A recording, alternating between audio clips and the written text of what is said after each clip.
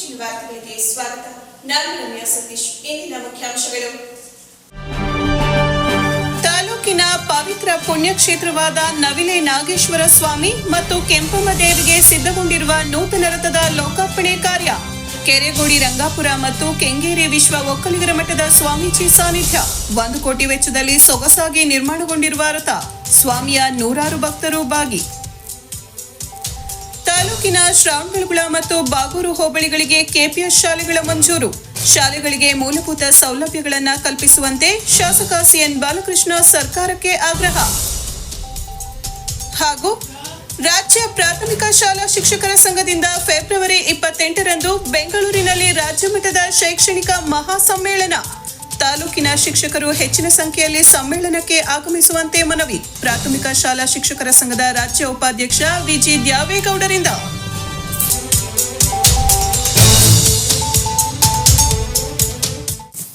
ತಾಲೂಕಿನ ನವಿಲೆ ಗ್ರಾಮದ ಶ್ರೀ ನಾಗೇಶ್ವರ ಸ್ವಾಮಿ ದೇವಾಲಯವು ರಾಜ್ಯದಲ್ಲೇ ಪವಿತ್ರ ಪುಣ್ಯಕ್ಷೇತ್ರವಾಗಿದೆ.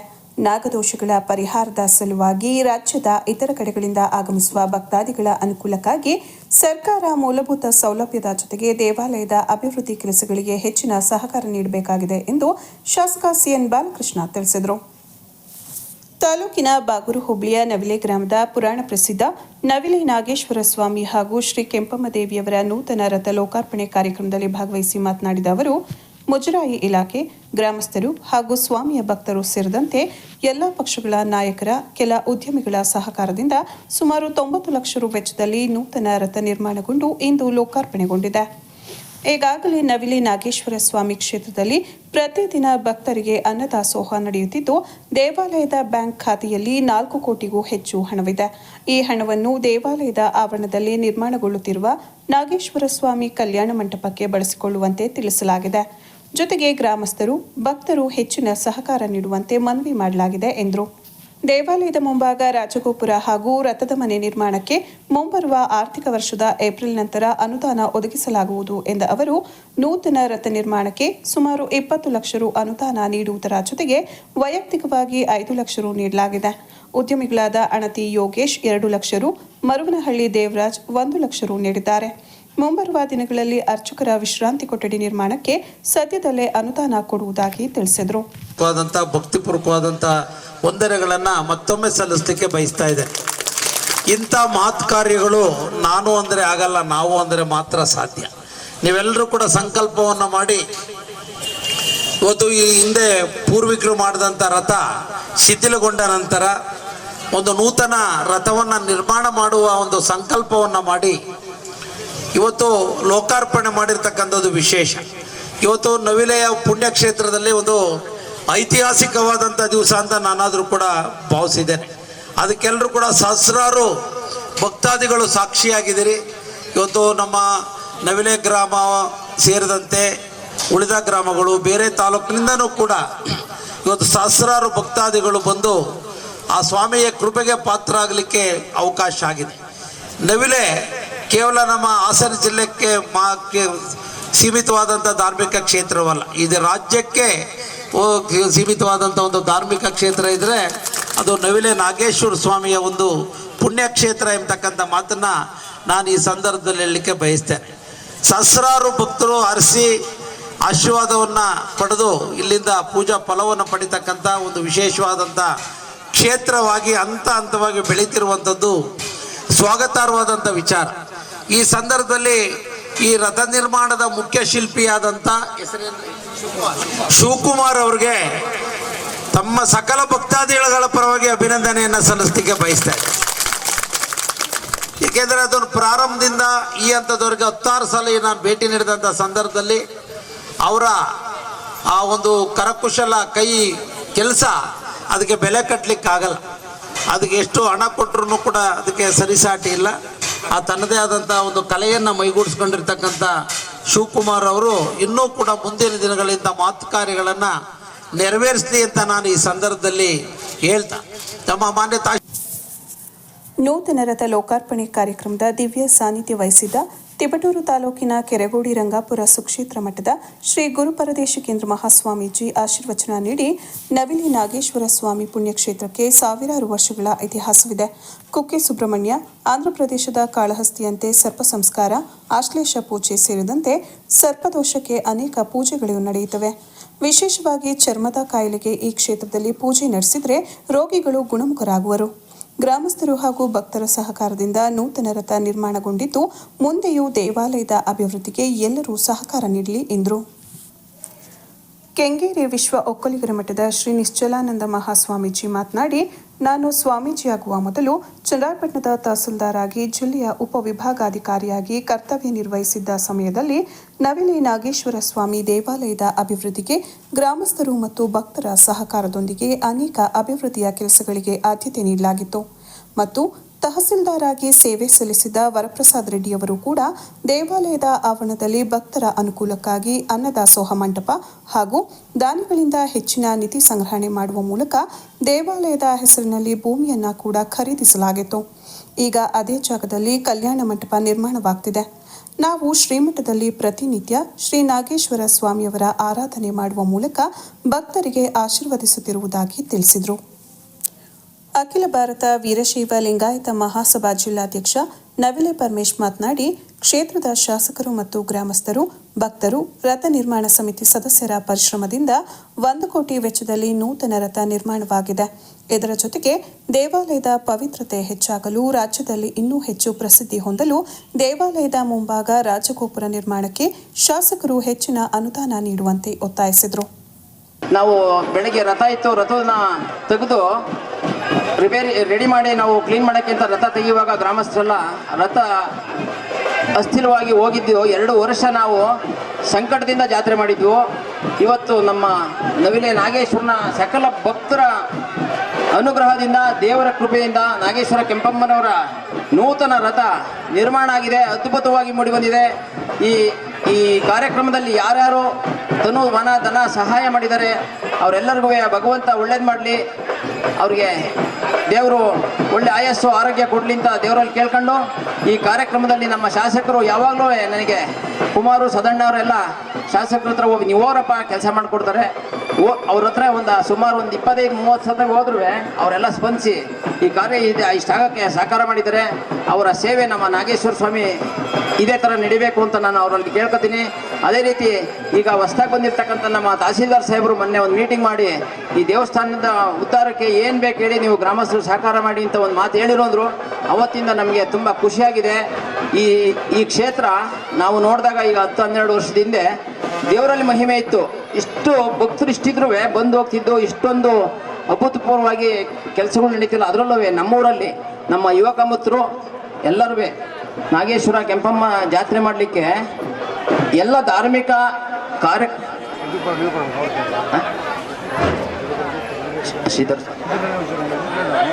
ಒಳಗೆ ನಡೆಸಿದ್ರಣ್ಣರು ಮಾತಾಡ್ತಾರೆ ಈಗ. ಶ್ರೀ ನಾಗೇಶ್ವರ ಸ್ವಾಮಿ ಹಾಗೂ ಶ್ರೀ ಕೆಂಪಮ್ಮ ದೇವಿಯ ನೂತನ ರಥ ಲೋಕಾರ್ಪಣೆ ಕಾರ್ಯಕ್ರಮದ ಅಂಗವಾಗಿ ಬೆಳಗ್ಗೆಯಿಂದಲೇ ದೇವಾಲಯದಲ್ಲಿ ವಿಶೇಷ ಪೂಜೆ, ಅಭಿಷೇಕ ಹಾಗೂ ನೂತನ ರಥಕ್ಕೆ ಪ್ರಾಣ ಪ್ರತಿಷ್ಠಾಪನೆ ಸೇರಿದಂತೆ ಹೋಮ ಅವನಾದಿಗಳು ನಡೆದವು.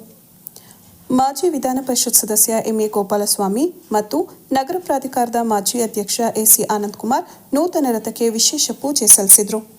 ಕಾರ್ಯಕ್ರಮದಲ್ಲಿ ಶ್ರೀ ನಾಗೇಶ್ವರ ಸ್ವಾಮಿ ದೇವಾಲಯದ ಅಭಿವೃದ್ಧಿ ಕೆಲಸಗಳಿಗೆ ಹೆಚ್ಚಿನ ಆದ್ಯತೆ ನೀಡಿದ್ದ ಅಂದಿನ ತಹಸೀಲ್ದಾರ್ ಆಗಿದ್ದ ರಾಜ್ಯ ಅತಿ ಸಣ್ಣ ಮಧ್ಯಮ ಕೈಗಾರಿಕೆಗಳ ಸಚಿವಾಲಯ ಭಾರತ ಸರ್ಕಾರದ ಅಪರ ಆಪ್ತ ಕಾರ್ಯದರ್ಶಿ ವರಪ್ರಸಾದ್ ರೆಡ್ಡಿಯವರನ್ನು ದೇವಾಲಯದ ರಥ ಸಮಿತಿ ಮತ್ತು ಗ್ರಾಮದ ವತಿಯಿಂದ ನೆನಪಿನ ಕಾಣಿಕೆ ನೀಡಿ ಸನ್ಮಾನಿಸಲಾಯಿತು.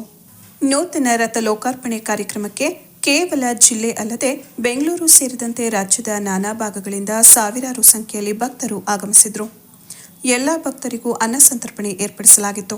ಕಾರ್ಯಕ್ರಮದಲ್ಲಿ ತಹಸೀಲ್ದಾರ್ ಶಂಕರಪ್ಪ, ರಥ ಸಮಿತಿ ಅಧ್ಯಕ್ಷ ಎನ್ ಸದಾಶಿವಯ್ಯ, ಎನ್ ಜಯದೇವಪ್ಪ, ಖಜಾಂಚಿ ಎನ್ಎನ್ ಕುಮಾರಸ್ವಾಮಿ, ನವಿಲೆ ಗ್ರಾಮಾಭಿವೃದ್ಧಿ ಸಮಿತಿ ಅಧ್ಯಕ್ಷ ಎನ್ಕೆ ನಾಗಪ್ಪ, ಕಾರ್ಯದರ್ಶಿ ಎನ್ ಕಾಂತರಾಜ್, ಜಿಲ್ಲಾ ಬಿಜೆಪಿ ಮಾಜಿ ಅಧ್ಯಕ್ಷ ನವಿಲೆ ಅಣ್ಣಪ್ಪ, ಟಿಎಪಿಸಿಎಂಎಸ್ ನಿರ್ದೇಶಕ ತೋಟಿ ನಾಗರಾಜ್, ಉದ್ಯಮಿ ಅಣತಿ ಯೋಗೇಶ್, ಮರುನಹಳ್ಳಿ ದೇವರಾಜ್, ತಾಲೂಕು ಅರ್ಚಕರ ಸಂಘದ ಅಧ್ಯಕ್ಷ ಶ್ರೀಧರ್ ಮೂರ್ತಿ, ಬಿಜೆಪಿ ಮುಖಂಡ ಚಿದಾನಂದ್, ಪಿಡಿಒ ದೇವರಾಜ್, ಕೃಷಿಪತ್ತಿನ ಸಿಇಒ ಎಂಎಸ್ ರಾಮಚಂದ್ರು, ಉಪ ತಹಸೀಲ್ದಾರ್ ಎಎಲ್ ಮೋಹನ್ ಕುಮಾರ್, ಕಂದಾಯ ಅಧಿಕಾರಿ ರಾಜು, ಪ್ರೇಮ್ ಕುಮಾರ್, ವೀರಶೈವ ಸಮಾಜದ ಹಿರಿಯರಾದ ಬಿಪಿ ನಾಗರಾಜ್, ದಾನಿಗಳಾದ ಶಿವಲಕ್ಷ್ಮಮ್ಮ, ವಸಂತ್ ಕುಮಾರ್, ಕುಮಾರಣ್ಣ, ಸಿಡಿ ರೇವಣ್ಣ, ಎಂಎಸ್ ಸುರೇಶ್, ಕೃಪಾಶಂಕರ್, ರಥದ ಶಿಲ್ಪಿ ಶಿವಕುಮಾರ್ ಆಚಾರ್ ಸೇರಿದಂತೆ ಭಕ್ತರು, ಗ್ರಾಮಸ್ಥರು ಪಾಲ್ಗೊಂಡಿದ್ರು. ಭಾವಿಸ್ತೇನೆ, ಪ್ರಾರ್ಥನೆ ಮಾಡ್ಕೋತೆ. ಯಾಕಂದ್ರೆ ಪರಮೇಶ್ ಅವರು ಹೇಳಿದಾಗೆ ಕಳೆದ 2 ವರ್ಷಗಳ ಹಿಂದೆ ನಾನು ಹಿಂದಿನ ದಿನ ಸಂಜೆ ಬಂದೆ. ಮನೆ ಹತ್ರ ಹೋಗಿ ಕಾರ್ ನಿಲ್ಲಿಸ್ದೆ, ತೇರು ಬಿದ್ದೋಗ್ಬಿಟ್ಟಿದೆ, ಮುರಿದೋಗ್ಬಿಟ್ಟಿದೆ ಅಂತ ಹೇಳಿದ್ರು. ಗಲಾಟೆ ಮಾಡ್ಕೋತಾ ಇದ್ದಾರೆ ಹುಡುಗರು ಅಂತ. ಸೀದಾ ಅಲ್ಲಿ ಹೋಗಿ ನೋಡಿದ್ರೆ ಮುಂದಿನ 2 ಗಾಲಿಗಳು ಕಿತ್ತು ಆಚೆ ಬಂದಿತ್ತು. ಇವತ್ತು ನಮಗೆ ಅನ್ನಿಸ್ತಾ ಇದೆ ಅದೇ ಹಾಗೆ ಅದು ಕಿತ್ಕೊಂಡು ಬರಲಿಲ್ಲ, ನಾಗೇಶ್ವರ ಸ್ವಾಮಿನೇ ನಿಮಗೆಲ್ಲ ಒಳ್ಳೆ ರಥ ನಮಗೆ ಮಾಡಿಸ್ಕೊಡ್ಬೇಕು. ಇದು ಎಷ್ಟು ವರ್ಷದ ಹಳೆಯ ಕಾಲದ ರಥ, ನಮ್ಮ ತಾತ ಮುತ್ತತ್ತರ ಕಾಲದ ರಥ, ನಮಗೆ ಗೊತ್ತಿಲ್ಲ ಯಾವಾಗ ಮಾಡಿದ್ದದು ಅಂತ. ಸೊ ಹಾಗಾಗಿ ಇಷ್ಟು ವರ್ಷ ನನ್ನನ್ನು ಹಳೆ ರಥದಲ್ಲಿ ಕೂರಿಸಿ, ಆ ಮುರುಕಲ್ ರಥದಲ್ಲಿ ಕೂರಿಸಿ ಎಳಿತಾ ಇದ್ದೀರಿ ನೀವು, ನಿಮ್ಗೆ ಬುದ್ಧಿ ಕಲಿಸ್ತೀನಿ ಅಂತ ಹೇಳಿ ನಮ್ಗೆಲ್ಲರಿಗೂ ಸದ್ಬುದ್ಧಿ ಕೊಟ್ಟು ಹೊಸ ರಥ ಅದನ್ನ ಉದ್ಘಾಟನೆ ಮತ್ತು ಚಾಲನೆನೂ ಆಗಿದೆ.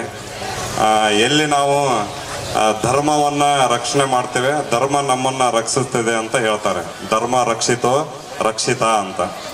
ನಾವು ಎಲ್ಲರೂ ಧರ್ಮವನ್ನ ರಕ್ಷಣೆ ಮಾಡಿದರೆ ಖಂಡಿತವಾಗಿ ನಮ್ಮನ್ನ ಮತ್ತು ನಮ್ಮ ಕುಟುಂಬವನ್ನ, ನಮ್ಮ ಸಮಾಜವನ್ನ, ನಮ್ಮ ಧರ್ಮವನ್ನ, ಅದೇ ಧರ್ಮ ನಮ್ಮನ್ನ ಒಳ್ಳೆತನಕ್ಕೆ ಕರ್ಕೊಂಡು ಹೋಗ್ತೈತಿ ಅಂತ ಇದು ಸತ್ಯದ ಮಾತು.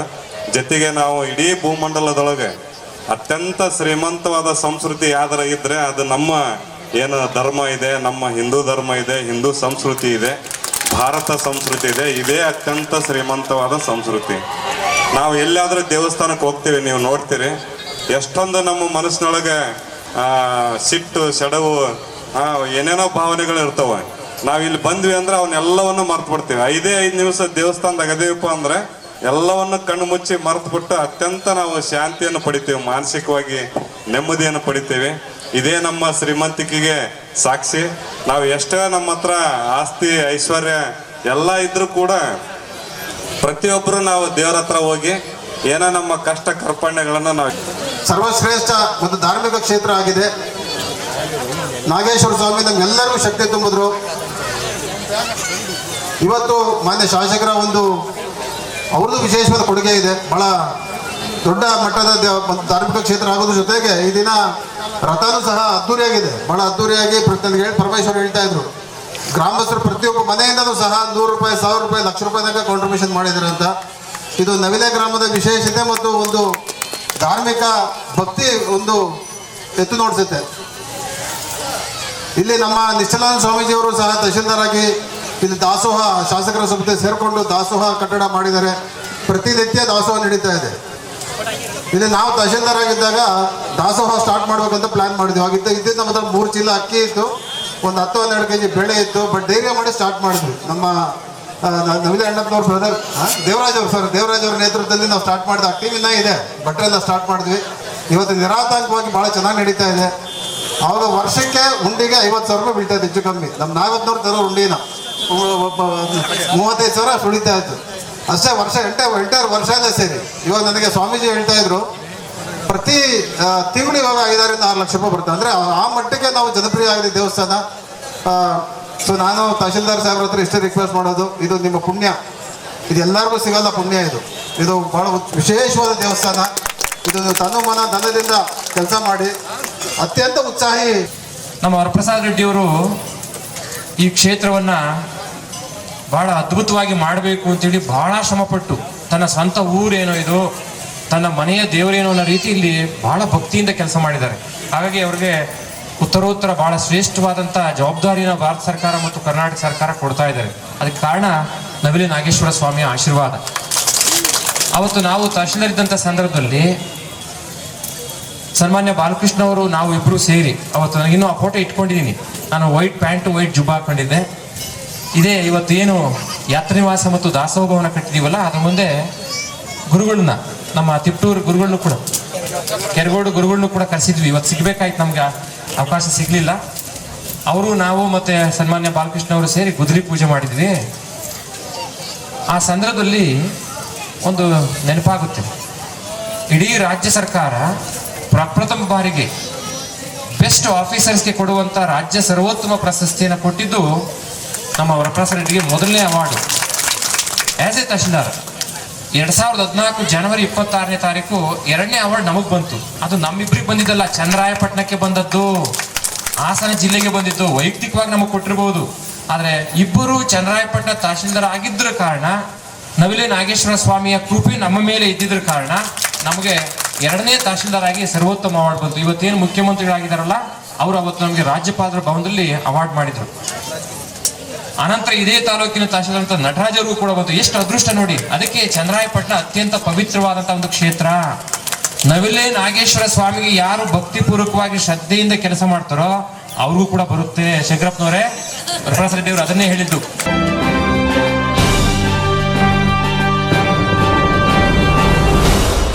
ರಾಜ್ಯ ಸರ್ಕಾರ ಚನ್ನರಾಯಪಟ್ಟಣ ತಾಲೂಕಿಗೆ ಮಂಜೂರು ಮಾಡಿರುವ ಕೆಪಿಎಸ್ ಶಾಲೆಯ ಪ್ರಾರಂಭಕ್ಕೆ ಅಗತ್ಯ ಮೂಲಭೂತ ಸೌಕರ್ಯಗಳನ್ನು ಒದಗಿಸಬೇಕೆಂದು ಶಾಸಕ ಸಿಎನ್ ಬಾಲಕೃಷ್ಣ ಅವರು ಸರ್ಕಾರಕ್ಕೆ ಮನವಿ ಮಾಡಿದರು. A1 ಪ್ಲಾಸ್ಟಿಕ್ ಸಂಸ್ಥೆಯು ತನ್ನ ಸಿಎಸ್ಆರ್ ಅನುದಾನದಡಿ ತಾಲೂಕಿನ ಸರ್ಕಾರಿ ಪ್ರಾಥಮಿಕ ಹಾಗೂ ಹಿರಿಯ ಪ್ರಾಥಮಿಕ ಶಾಲಾ ಮಕ್ಕಳಿಗೆ ಉಚಿತವಾಗಿ ನೀಡುತ್ತಿರುವ ಸ್ಕೂಲ್ ಬ್ಯಾಗ್ ವಿತರಣಾ ಕಾರ್ಯಕ್ರಮಕ್ಕೆ ಪಟ್ಟಣದ ಮಾಧ್ಯಮಿಕ ಶಾಲಾ ಆವರಣದಲ್ಲಿ ಚಾಲನೆ ನೀಡಿ ಮಾತನಾಡಿದ ಅವರು, ತಾಲೂಕಿನ ಬಾಗೂರು ಹಾಗೂ ಶ್ರವಣಬೆಳಗೊಳಕ್ಕೆ ಕೆಪಿಎಸ್ ಶಾಲೆ ಮಂಜೂರಾಗಿದ್ದು, ಮುಂದಿನ ಶೈಕ್ಷಣಿಕ ವರ್ಷಕ್ಕೆ ಪ್ರಾರಂಭವಾಗುವ ಹಿನ್ನೆಲೆಯಲ್ಲಿ ಯಾವುದೇ ಅನುದಾನಗಳು ಬಿಡುಗಡೆಯಾಗಿಲ್ಲ. ಸರ್ಕಾರ ಕೂಡಲೇ ಅನುದಾನ ಒದಗಿಸಿ 2 ಶಾಲೆಗಳಿಗೂ ಅಗತ್ಯ ಮೂಲಭೂತ ಸೌಕರ್ಯಗಳನ್ನು ಕಲ್ಪಿಸಿ ಶಾಲೆ ಪ್ರಾರಂಭಿಸಲು ಅಗತ್ಯ ಕ್ರಮಗಳನ್ನು ಕೈಗೊಳ್ಳಬೇಕೆಂದರು.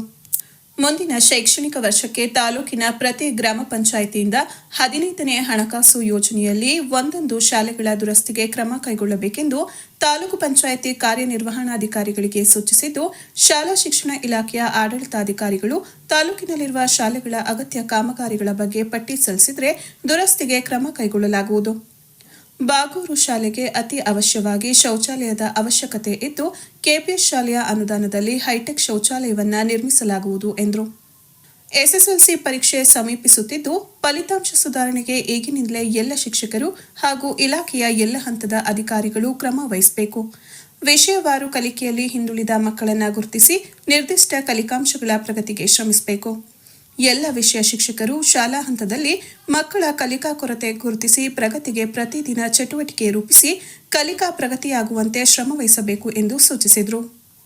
A1 ಪ್ಲಾಸ್ಟಿಕ್ ಸಂಸ್ಥೆಯವರು ಪ್ರಸಕ್ತ ವರ್ಷದ ಸಿಎಸ್ಆರ್ ಫಂಡ್ನಲ್ಲಿ ತಾಲೂಕಿನ ಪ್ರಾಥಮಿಕ ಹಾಗೂ ಹಿರಿಯ ಪ್ರಾಥಮಿಕ ಶಾಲೆಯ ಮಕ್ಕಳಿಗೆ 6,000 ಬ್ಯಾಗ್ಗಳನ್ನು ವಿತರಿಸಿದ್ದು, ಮುಂದಿನ ಶೈಕ್ಷಣಿಕ ವರ್ಷದಲ್ಲಿ ತಾಲೂಕಿನಲ್ಲಿರುವ ಪ್ರೌಢಶಾಲಾ ಮಕ್ಕಳಿಗೂ ಮುಂದಿನ ಆರ್ಥಿಕ ವರ್ಷದ ಸಿಎಸ್ಆರ್ ಫಂಡ್ನಿಂದ ಉಚಿತ ಬ್ಯಾಗ್ಗಳನ್ನು ನೀಡಲು ಕ್ರಮ ವಹಿಸಲಾಗುವುದೆಂದು ತಿಳಿಸಿದರು. ಕಾರ್ಯಕ್ರಮದಲ್ಲಿ ಕ್ಷೇತ್ರ ಶಿಕ್ಷಣಾಧಿಕಾರಿ ಎಚ್ಎನ್ ದೀಪಾ ಮಾತನಾಡಿದರು.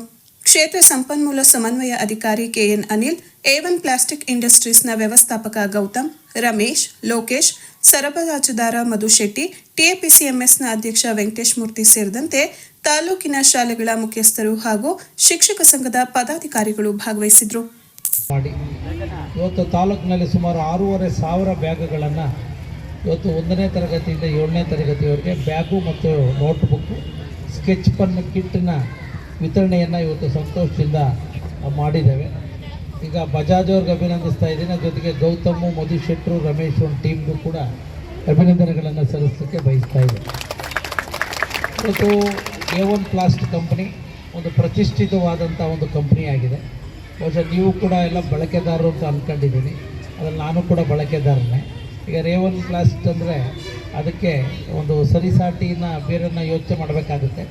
ಒಳ್ಳೆ ಗುಣಮಟ್ಟದ ಒಂದು ಉತ್ಪನ್ನಗಳನ್ನು ತಯಾರು ಮಾಡಿ ಅದರಲ್ಲೂ ಕೂಡ ರೈತರಿಗೆ ಹತ್ತಿರವಾದಂಥ ಒಂದು ಪೈಪ್ಸನ್ನು ಇರ್ಬೋದು, ಬೇರೆ ಬೇರೆ HDP ಪೈಪ್ಗಳಿರ್ಬೋದು, ಇನ್ನಿತರ ಎಲ್ಲ ಪರಿಕರಗಳ ಉತ್ಪನ್ನದಲ್ಲಿ ಒಂದು ಗಣನೀಯವಾದಂಥ ಒಂದು ಸ್ಥಾನಮಾನವನ್ನು ಗಳಿಸಿದ ಮೇಲೆ ಅವ್ರದ್ದೇ ಆದಂಥ ಒಂದು CSR ಫಂಡನ್ನು ಕ್ರೋಢೀಕರಿಸಿ ಹಣವನ್ನು ಸಂಗ್ರಹಿಸಿ ಅದರ ಮೂಲಕ ನಮ್ಮ ಸರ್ಕಾರಿ ಶಾಲೆಯ ಮಕ್ಕಳಿಗೆ ಇವತ್ತು ನಮ್ಮೆಲ್ಲರ ಕೋರಿಕೆ ಮೇರೆಗೆ ಅವಕಾಶವನ್ನು ಕಲ್ಪಿಸಿರುವಂಥದ್ದು ಸ್ವಾಗತಾರ್ಹವಾದಂಥ ವಿಚಾರ.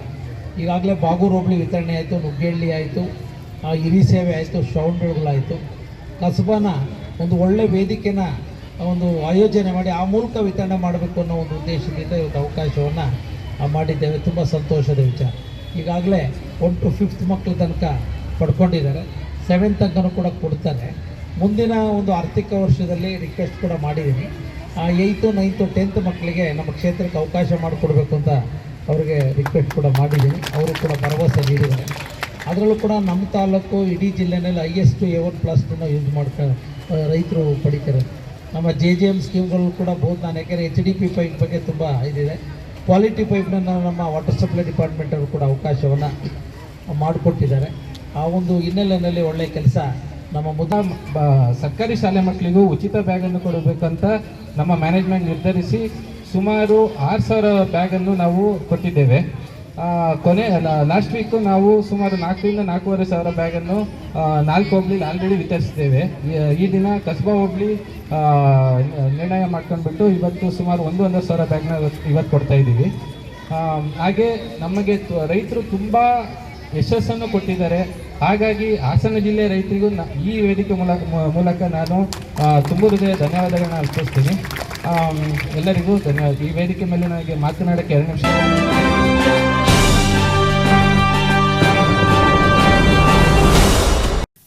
ಕರ್ನಾಟಕ ರಾಜ್ಯ ಪ್ರಾಥಮಿಕ ಶಾಲಾ ಶಿಕ್ಷಕರ ಸಂಘವು 55 ವರ್ಷಗಳನ್ನು ಪೂರೈಸಿರುವ ಹಿನ್ನೆಲೆಯಲ್ಲಿ ಫೆಬ್ರವರಿ 28ರಂದು ಬೆಂಗಳೂರಿನ ಅರಮನೆ ಮೈದಾನದಲ್ಲಿ ರಾಜ್ಯ ಮಟ್ಟದ ಶೈಕ್ಷಣಿಕ ಮಹಾಸಮ್ಮೇಳನ, ಧನ್ಯತಾ ಸಮಾರಂಭ, ಸಂಘದ ಸುವರ್ಣ ಮಹೋತ್ಸವ ಹಾಗೂ ಗುರುವಂದನಾ ಸಮಾರಂಭ ಹಮ್ಮಿಕೊಳ್ಳಲಾಗಿದೆ ಎಂದು ರಾಜ್ಯ ಪ್ರಾಥಮಿಕ ಶಾಲಾ ಶಿಕ್ಷಕರ ಸಂಘದ ರಾಜ್ಯ ಉಪಾಧ್ಯಕ್ಷ ವಿಜಿ ದ್ಯಾವೇಗೌಡ ತಿಳಿಸಿದರು.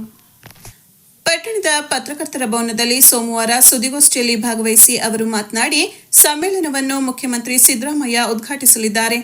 ಉಪಮುಖ್ಯಮಂತ್ರಿ ಡಿಕೆ ಶಿವಕುಮಾರ್, ಶಾಲಾ ಶಿಕ್ಷಣ ಮತ್ತು ಸಾಕ್ಷರತಾ ಇಲಾಖೆ ಸಚಿವರಾದ ಮಧು ಬಂಗಾರಪ್ಪ ಸೇರಿದಂತೆ ವಿವಿಧ ಸಚಿವರು, ಶಾಸಕರು, ವಿಧಾನ ಪರಿಷತ್ ಸದಸ್ಯರು ಹಾಗೂ ಇಲಾಖೆಯ ಅಧಿಕಾರಿಗಳು ಮುಖ್ಯ ಅತಿಥಿಗಳಾಗಿ ಭಾಗವಹಿಸಲಿದ್ದಾರೆ ಎಂದರು. ಕರ್ನಾಟಕ ರಾಜ್ಯ ಪ್ರಾಥಮಿಕ ಶಾಲಾ ಶಿಕ್ಷಕರ ಸಂಘವು ನಮ್ಮ ಶಿಕ್ಷಕರ ಸಮಸ್ಯೆಗಳಿಗೆ ಸ್ಪಂದಿಸುತ್ತಾ ಸರ್ಕಾರದ ನಡುವೆ ಸೇತುವೆಯಾಗಿ ಕಾರ್ಯನಿರ್ವಹಿಸುತ್ತಿದೆ. ಸರ್ವರಿಗೂ ಸಮಪಾಲು, ಸರ್ವರಿಗೂ ಸಮಬಾಳು ಎಂಬ ತತ್ವದೊಂದಿಗೆ ಸಾಗುತ್ತಿರುವ ಈ ಸಂಘಟನೆ ದೇಶದ ಮಾದರಿ ಶಿಕ್ಷಕರ ಸಂಘಟನೆಗಳಲ್ಲೊಂದು. ಶಿಕ್ಷಕರ ದೀರ್ಘಕಾಲದ ಸಮಸ್ಯೆಗಳಿಗೆ ಪರಿಹಾರ ಕಂಡುಕೊಳ್ಳುವಲ್ಲಿ ಸಂಘ ನಿರಂತರ ಪ್ರಯತ್ನ ನಡೆಸಿದ್ದು, ಕಳೆದ 6 ತಿಂಗಳಲ್ಲಿ ಸಂಘ ಸಾಧಿಸಿದ ಪ್ರಮುಖ ಸಾಧನೆಗಳು: ವೃಂದ ಮತ್ತು ನೇಮಕಾತಿ ನಿಯಮಗಳಲ್ಲಿ ಶಿಕ್ಷಕರ ಪರ ತಿದ್ದುಪಡಿ, ಸಹ ಶಿಕ್ಷಕರಿಂದ ಮುಖ್ಯೋಪಾಧ್ಯಾಯ ಮತ್ತು ಪ್ರೌಢಶಾಲಾ ಶಿಕ್ಷಕರಿಗೆ ಬಡ್ತಿ ನಿಯಮಾವಳಿ, ಹಿರಿಯ ಮುಖ್ಯ ಶಿಕ್ಷಕರಿಗೆ ಕೌನ್ಸಿಲಿಂಗ್ ಮೂಲಕ ಬಡ್ತಿ, ದೈಹಿಕ ಶಿಕ್ಷಣ ಶಿಕ್ಷಕರಿಗೆ ಗ್ರೇಡ್ 1 ಬಡ್ತಿ, ರಾಜ್ಯದ 1.5 ಲಕ್ಷ ಶಿಕ್ಷಕರಿಗೆ ಉಚಿತ IT ಹಾಗೂ ಇ-ಫೈಲಿಂಗ್ ಸೌಲಭ್ಯ, ಶಾಲೆಗಳಿಗೆ ಕುಡಿಯುವ ನೀರು ಮತ್ತು ಶೌಚಾಲಯ ನಿರ್ವಹಣೆಗೆ ಅನುದಾನ, ಮಹಿಳಾ ಶಿಕ್ಷಕರಿಗೆ ವೇತನ ಸಹಿತ ಋತುಚಕ್ರ ರಜೆ, ಆಕಸ್ಮಿಕ ನಿಧನರಾದ ಶಿಕ್ಷಕರ ಕುಟುಂಬಗಳಿಗೆ ಲಕ್ಷಾಂತರ ಪರಿಹಾರ, 45,000ಕ್ಕೂ ಹೆಚ್ಚು ಶಿಕ್ಷಕರಿಗೆ ವರ್ಗಾವಣೆ ಭಾಗ್ಯ, ಅನಗತ್ಯ ಹಾಜರಾತಿ ಆ್ಯಪ್ಗಳ ರದ್ದತಿ, ವಿದ್ಯುತ್ ಬಿಲ್ ಉಚಿತ, ಕ್ರೀಡಾ ಚಟುವಟಿಕೆಗಳಿಗೆ ಪ್ರತ್ಯೇಕ ಅನುದಾನ ಸೇರಿದಂತೆ ಹಲವು ಶಿಕ್ಷಕ ಪರ ನಿರ್ಣಯಗಳನ್ನು ಸರ್ಕಾರ ಹಾಗೂ ಶಿಕ್ಷಣ ಇಲಾಖೆಯ ಗಮನ ಸೆಳೆದು ಅನೇಕ ಬೇಡಿಕೆಗಳನ್ನು ಈಡೇರಿಸಿಕೊಳ್ಳಲಾಗಿದೆ. ಶಿಕ್ಷಕರ ಖಾಲಿ ಹುದ್ದೆ ಭರ್ತಿ, ಇತ್ತೀಚಿನ ವರ್ಷಗಳಲ್ಲಿ ರಚನೆಯಾಗಿರುವ ತಾಲೂಕು ಕೇಂದ್ರಗಳಲ್ಲಿ ಕ್ಷೇತ್ರ ಶಿಕ್ಷಣಾಧಿಕಾರಿ ಕಚೇರಿ ಆರಂಭಿಸುವುದು, ಪ್ರತಿಭಾ ಕಾರಂಜಿಗೆ ಹೆಚ್ಚಿನ ಅನುದಾನ ಬಿಡುಗಡೆ, ಬಡ್ತಿ ಗೊಂದಲ ನಿವಾರಣೆ, ಹಳೆ ಪಿಂಚಣಿ ವ್ಯವಸ್ಥೆ ಜಾರಿಗೊಳಿಸುವುದು ಸೇರಿದಂತೆ ಸುಮಾರು 27 ಹಕ್ಕೊತ್ತಾಯಗಳನ್ನು ಇದೇ ಸಂದರ್ಭದಲ್ಲಿ ಮಂಡಿಸಲಾಗುವುದು. ತಾಲೂಕಿನಲ್ಲಿರುವ ಶಿಕ್ಷಕರು ಅತಿ ಹೆಚ್ಚಿನ ಸಂಖ್ಯೆಯಲ್ಲಿ ಭಾಗವಹಿಸಿ ಸಮ್ಮೇಳನವನ್ನು ಯಶಸ್ವಿಗೊಳಿಸಬೇಕೆಂದು ಮನವಿ ಮಾಡಿದರು. ರಾಜ್ಯ ಪ್ರಾಥಮಿಕ ಶಾಲಾ ಶಿಕ್ಷಕರ ಸಂಘದ ತಾಲೂಕು ಅಧ್ಯಕ್ಷ DN ರವಿ, ಗೌರವ ಅಧ್ಯಕ್ಷ ಕೆ ಮಂಜೇಗೌಡ, ಪ್ರಧಾನ ಕಾರ್ಯದರ್ಶಿ ಗಾಯತ್ರಮ್ಮ, ಸಹ ಕಾರ್ಯದರ್ಶಿಗಳಾದ AJ ಲೋಕೇಶ್, BN ಜಯಂತಿ, ನಿರ್ದೇಶಕ ಮಂಜಪ್ಪ, ಜಿಲ್ಲಾ ನಿರ್ದೇಶಕ DK ಅಶೋಕ್ ಕುಮಾರ್ ಇದ್ರು.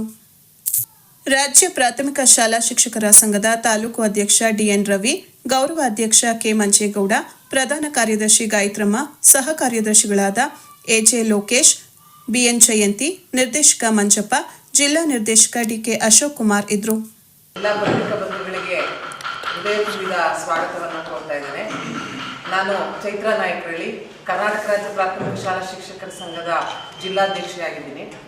ಈ ಪತ್ರಿಕಾಗೋಷ್ಠಿಯನ್ನು ಕರೆದಂತಹ ಮುಖ್ಯ ಉದ್ದೇಶ ಏನಪ್ಪ ಅಂತಂದರೆ, ನಾವು ರಾಜ್ಯ ಮಟ್ಟದ ಶೈಕ್ಷಣಿಕ ಮಹಾಸಮ್ಮೇಳನ ಮತ್ತು ಧನ್ಯತಾ ಸಮಾರಂಭ, ಸಂಘದ ಸುವರ್ಣ ಮಹೋತ್ಸವ 55 ವರ್ಷ ಪೂರ್ಣಗೊಂಡಿರೋದ್ರಿಂದ ನಮ್ಮ ಕರ್ನಾಟಕ ರಾಜ್ಯ ಪ್ರಾಥಮಿಕ ಶಾಲಾ ಶಿಕ್ಷಕರ ಸಂಘ, ಹಾಗಾಗಿ ನಾವು ಸುವರ್ಣ ಮಹೋತ್ಸವವನ್ನು ಜೊತೆಗೆ ಗುರುವಂದನಾ ಕಾರ್ಯಕ್ರಮವನ್ನು ನಾವು ಇದೇ ಶನಿವಾರ ಅರಮನೆಯ ಮೈದಾನದಲ್ಲಿ ಬೆಂಗಳೂರಿನಲ್ಲಿ ಮಹಾ ಸಮ್ಮೇಳನವನ್ನು ಕೈಗೊಂಡಿದ್ದೀವಿ. ಈ ಸಮ್ಮೇಳನವನ್ನು ಕೈಗೊಂಡಿರೋ ಮುಖ್ಯ ಉದ್ದೇಶ ಏನು ಅಂತಂದರೆ, ನಮ್ಮ ಸಂಘಕ್ಕೆ 55 ವರ್ಷದ ಸುವರ್ಣ ಮಹೋತ್ಸವ ಜೊತೆಗೆ ನಮ್ಮೊಂದಿಷ್ಟು ಬೇಡಿಕೆಗಳಿದ್ವು. ಸರ್ಕಾರದ ಮುಂದೆ ನಾವು ಒಂದಿಷ್ಟು ಬೇಡಿಕೆಗಳನ್ನು ಇಟ್ಟಿದ್ದು, ಆ ಬೇಡಿಕೆಗಳು ನಮಗೆ ಪೂರ್ಣಗೊಂಡಿದ್ದಾವೆ. ಮೇಯ್ನಾಗಿ ಏನಪ್ಪ ಅಂತಂದರೆ, ನಮ್ಮನ್ನು ವೃಂದ ಮತ್ತು ನೇಮಕಾತಿ ನಿಯಮದ ಅಡಿಯಲ್ಲಿ ನಮ್ಮನ್ನು ಹಿಂಬಡ್ತಿಯನ್ನು ಮಾಡಿದ್ರು. ಹಾಗಾಗಿ ಅದನ್ನು ರೀಸ್ಟೋರ್ ಮಾಡಿಕೊಟ್ಟಿದ್ದಾರೆ ನಮಗೆ ನನ್ನದವೆತ್ತಂತ ನಮ್ಮ ಕರ್ನಾಟಕ ರಾಜ್ಯ ಸರ್ಕಾರ. ಹಾಗಾಗಿ ಈ ಸಮಾರಂಭದಲ್ಲಿ ನಮ್ಮ ಮುಖ್ಯಮಂತ್ರಿಗಳು ಸಿದ್ದರಾಮಯ್ಯ ಅವರು ಭಾಗವಹಿಸ್ತಾ ಇದ್ದಾರೆ, ಹಾಗೆ ಉಪಮುಖ್ಯಮಂತ್ರಿಗಳಾದಂಥ ಸನ್ಮಾನ್ಯ ಡಿ ಕೆ ಶಿವಕುಮಾರ್ ಅವರು ಭಾಗವಹಿಸ್ತಾ ಇದ್ದಾರೆ, ಹಾಗೆ ನಮ್ಮ ಶಿಕ್ಷಣ ಸಚಿವರು ಭಾಗವಹಿಸ್ತಾ ಇದ್ದಾರೆ. ಜೊತೆಗೆ ಈ ಸಂಘದ ಅಧ್ಯಕ್ಷರಾದಂಥ ಚಂದ್ರಶೇಖರ್ ನುಗ್ಲಿ ಸರ್ ಅವರು, ಜೊತೆಗೆ ಪ್ರಧಾನ ಕಾರ್ಯದರ್ಶಿಯಾದಂತಹ ಚೇತನ್ ಸರ್ ಅವರು, ಜೊತೆಗೆ ಗೌರವಾಧ್ಯಕ್ಷರಾದಂತಹ ನಾಗೇಶ್ ಸರ್ ಅವರು ಈ ದೊಡ್ಡ ಶೈಕ್ಷಣಿಕ ಸಮಾವೇಶದಲ್ಲಿ ಭಾಗವಹಿಸ್ತಾ ಇದ್ದಾರೆ. ಈ ಸಮಾರಂಭದ ಮುಖ್ಯ ಉದ್ದೇಶ ನಾನು ಹೇಳ್ದಂಗೆ, ಒಂದಿಷ್ಟು ನಮಗೆ ಸರ್ಕಾರದಿಂದ ನಮ್ಮ ಶಿಕ್ಷಕರ ಬೇಡಿಕೆಗಳು ಈಡೇರಿದ್ದಾವೆ. ಹಾಗಾಗಿ ಅವರಿಗೆ ಒಂದು ಧನ್ಯತೆಯನ್ನು ಅರ್ಪಿಸಬೇಕು. ಜೊತೆಗೆ ನಮ್ಮೊಂದಿಷ್ಟು ಹಕ್ಕೊತ್ತಾಯಗಳಿದ್ದಾವೆ, ಆ ಹಕ್ಕೊತ್ತಾಯಗಳನ್ನು ಸಹ ನಾವು ಅವ್ರ ಮುಂದೆ ಇಡಬೇಕು ಅನ್ನೋ ಒಂದು ಮಹಾ ಉದ್ದೇಶದಿಂದ ನಾವು ಈ ಕಾರ್ಯಕ್ರಮವನ್ನು ಹಮ್ಮಿಕೊಳ್ತಾ ಇದ್ದೇವೆ. ಈ ಕಾರ್ಯಕ್ರಮದಲ್ಲಿ ಏನೇನು ನಮ್ಮ ಹಕ್ಕೊತ್ತಾಯಗಳಾಗಬೇಕು ಅನ್ನೋದನ್ನು ನಿಮಗೆಲ್ಲ ಮಾಹಿತಿಯನ್ನು ಪತ್ರಿಕಾ ಪ್ರಕಟಣೆಯಲ್ಲಿ ನೀಡಿದ್ದಾವೆ. ಜೊತೆಗೆ ನಮ್ಮ ರಾಜ್ಯದ ಉಪಾಧ್ಯಕ್ಷರು ಅದ್ರ ಬಗ್ಗೆ ನಿಮಗೆ ಮಾಹಿತಿಯನ್ನು ಕೊಡ್ತಾರೆ.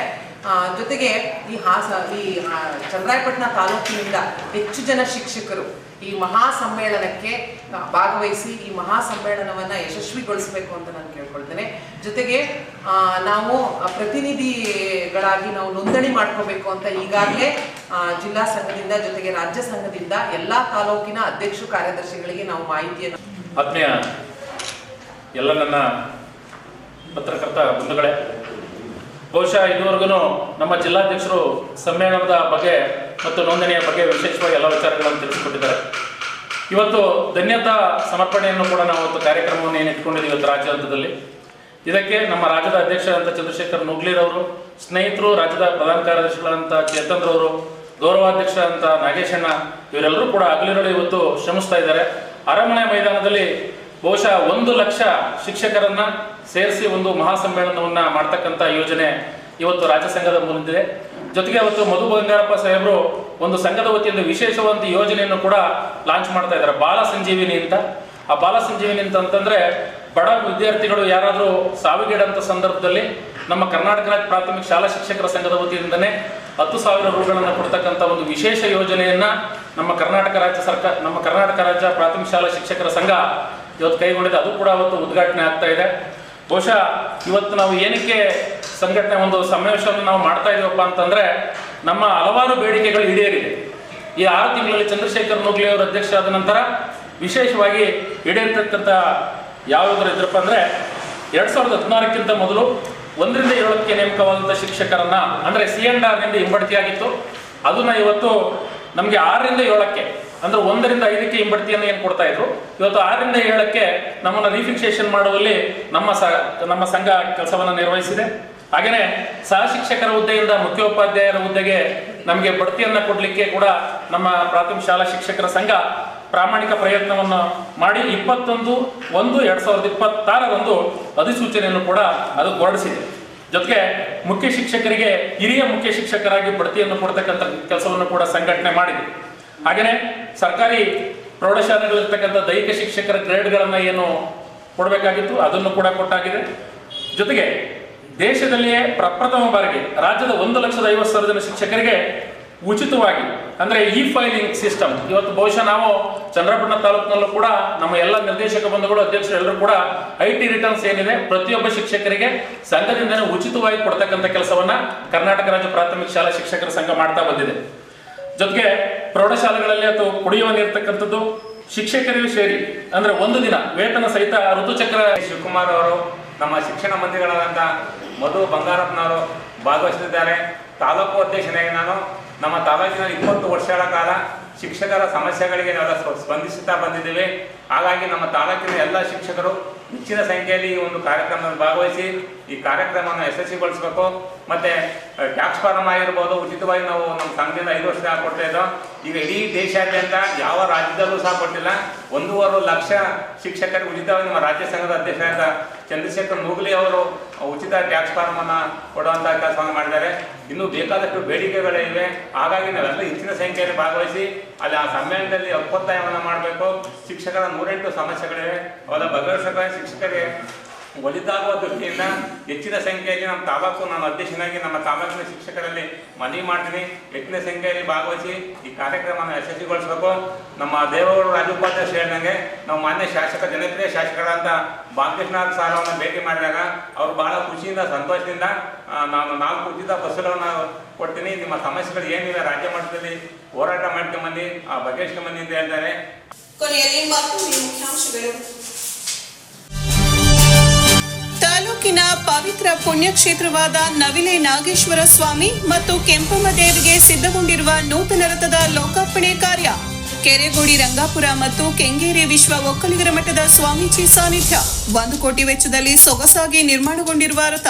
ಸ್ವಾಮಿಯ 100 ಭಕ್ತರು ಭಾಗಿ. ತಾಲೂಕಿನ ಶ್ರಾವಣಬೆಳಗೊಳ ಮತ್ತು ಬಾಗೂರು ಹೋಬಳಿಗಳಿಗೆ ಕೆಪಿಎಸ್ ಶಾಲೆಗಳ ಮಂಜೂರು. ಶಾಲೆಗಳಿಗೆ ಮೂಲಭೂತ ಸೌಲಭ್ಯಗಳನ್ನು ಕಲ್ಪಿಸುವಂತೆ ಶಾಸಕ ಸಿಎನ್ ಬಾಲಕೃಷ್ಣ ಸರ್ಕಾರಕ್ಕೆ ಆಗ್ರಹ.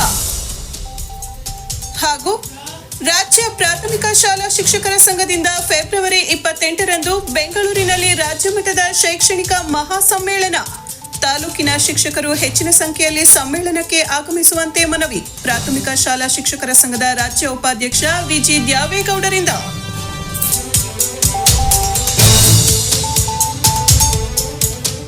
ಇದರೊಂದಿಗೆ ವಾರ್ತಾ ಪ್ರಸಾರ ಮುಕ್ತಾಯವಾಯಿತು. ಮತ್ತೆ ನಮ್ಮ ಭೇಟಿ ಮುಂದಿನ ಚಿಕ್ಕೋಚಿನ ವಾರ್ತೆಯಲ್ಲಿ. ನಮಸ್ಕಾರ.